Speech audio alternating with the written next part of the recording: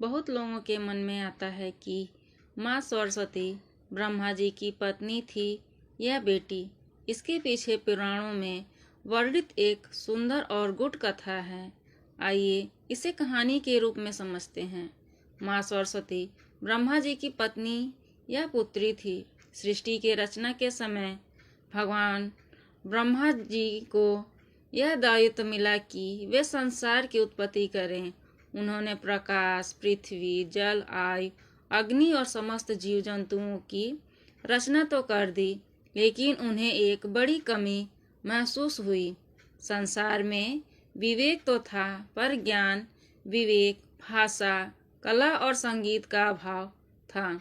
बिना ज्ञान के सृष्टि अधूरी थी।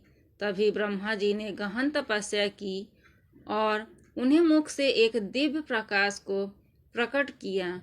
उस प्रकाश से एक अत्यंत सुंदर देवी प्रकट हुई, जिनके हाथों में बीड़ा, पुस्तक और जपमाला था। उनका स्वर मधुर था और उनके प्रकट होते ही चारों ओर ज्ञान और चेतना फैल गई। ब्रह्मा जी ने उन्हें नाम दिया माँ सरस्वती।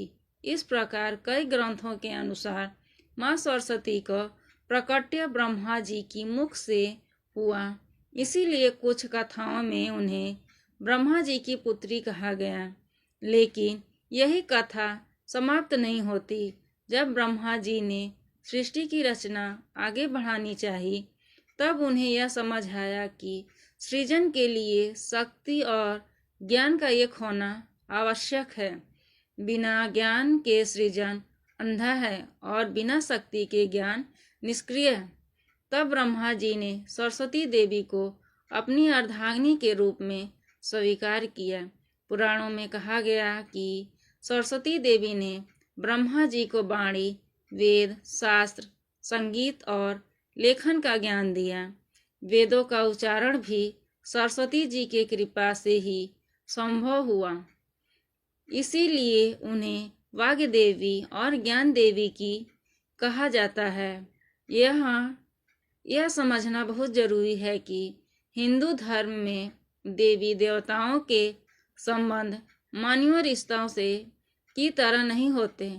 जब सरस्वती को पुत्री कहा जाता है, तो उसका अर्थ है कि ब्रह्मा जी की चेतना से उत्पन्न हुई, और जब पत्नी कहा जाता तो इसका अर्थ है कि वे सृजन में उनकी सहचरी बनी। इसी कारण शास्त्रों में माँ सरस्वती को ब्रह्मा जी की मानस पुत्री भी कहा गया और पत्नी भी।